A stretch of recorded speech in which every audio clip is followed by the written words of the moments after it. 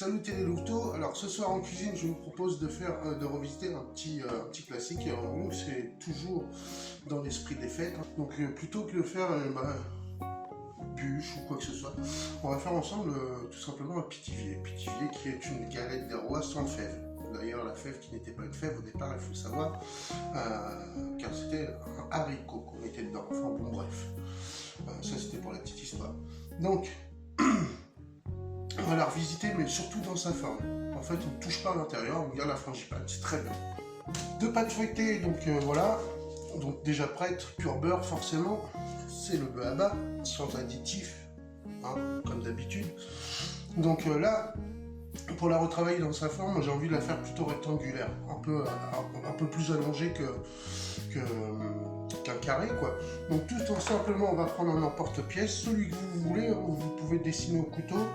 Et là, on vient mettre tout simplement notre emporte-pièce sur la pâte. On appuie légèrement pour pas qu'il bouge. À l'aide d'un couteau, on vient se débarrasser du surplus.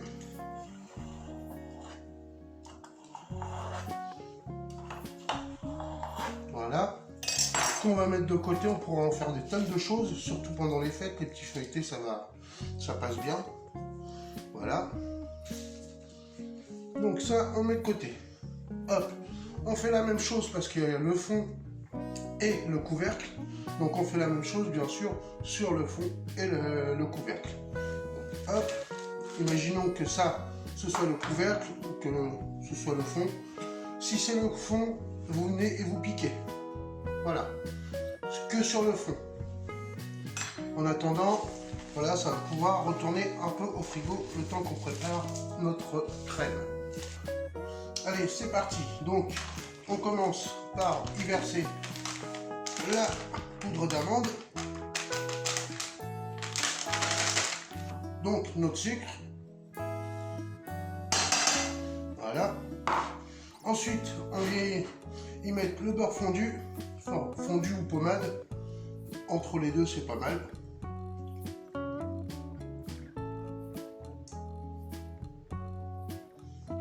Voilà. Et 2 œufs.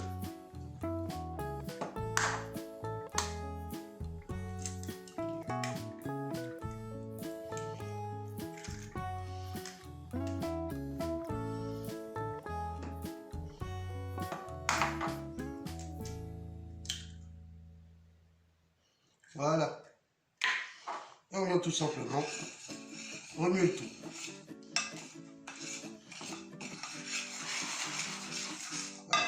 J'ai oublié une petite pincée de sel.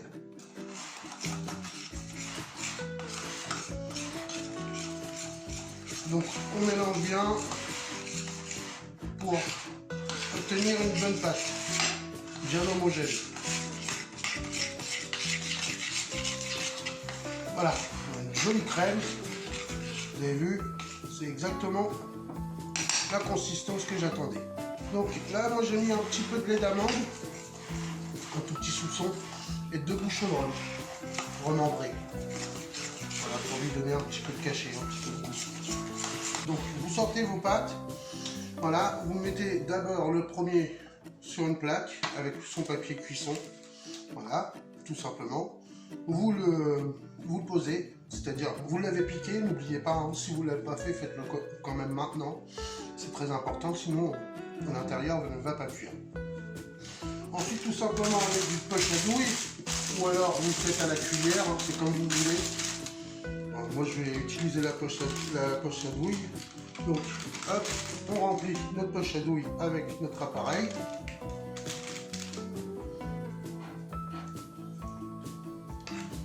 Alors faites attention parce que des fois ça coule. Restez toujours au-dessus du plan de travail, sinon vous allez vous en foutre plein les pieds.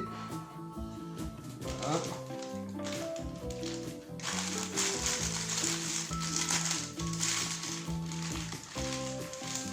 On essaye de chasser un petit peu l'air et de pousser la pâte. On tourne. Hop, la pâte coule. Très bien. On y va. Donc, pas trop près du beurre. Et on y va.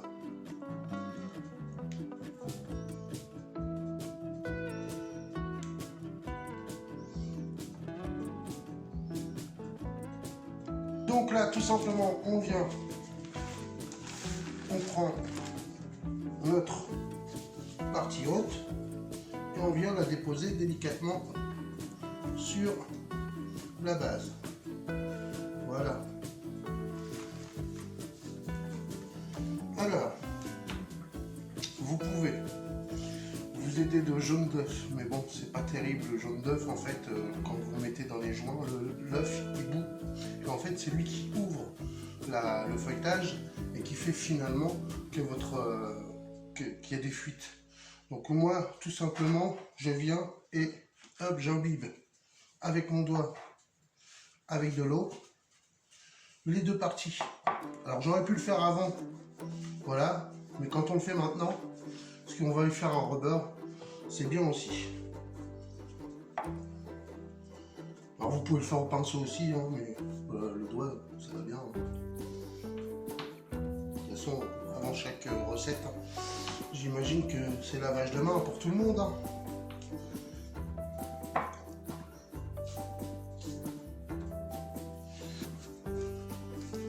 Voilà. On va venir le faire là aussi. Hop. Je sens qu'il y a pas assez d'eau. J'y vais.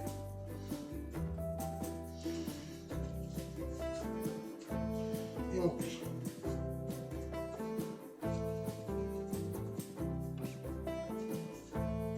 En pensant.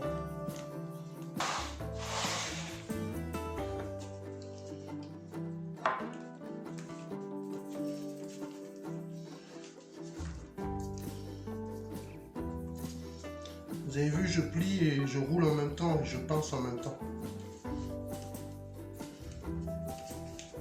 Voilà. Voilà. Donc là, on vient appuyer un peu. Vous pouvez couper les bords si vous trouvez que ça fait pas chouette. Moi justement, je vais les laisser et je vais les exagérer d'ailleurs pour que ça fasse comme un petit coussin. Voilà. Ensuite, avec une fourchette, alors là, vous me l'enlevez du plat. Donc avec une fourchette, je viens chiqueter légèrement. Donc là maintenant, tout simplement, on va venir badigeonner d'un jaune d'œuf. Alors vous pouvez mettre un peu d'eau aussi. Voilà, pas trop, mais juste un peu. Et là on y va gaiement sur toute la surface, même les bords, sans oublier les bords. Donc alors en dessin, en théorie, normalement le pithiviers, c'est un dessin qui part du centre avec des rosaces comme ça. Voilà. Après vous faites ce que vous voulez. Ou alors c'est des lignes comme ça qui s'entrecroisent. Donc c'est comme vous voulez. On va faire plutôt simple. Hein. Hop, vous venez, hop.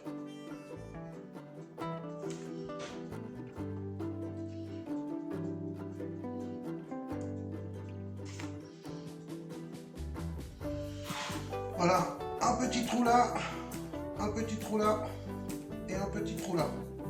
Voilà, ça va se refermer, vous vous inquiétez pas, ça ne se verra plus. Et ça part au four 190 comme je vous ai dit pendant 20-25 minutes, ça dépend des fours. Vous surveillez comme tout bébé. C'est parti. Et bien voilà les amis, le pithiviers est sorti du four. Bon forcément là avec le papier, c'est pas très joli, on voit pas. Mais bon, j'ai le résultat à peu près que j'attendais. Voilà. Donc voilà pour la présentation. Après, je vais m'arranger. Je vais faire une petite déco. Je vous ferai une petite photo pour la décoration finale. Voilà. Donc voilà ce que ça donne. C'est plutôt joli. Voilà.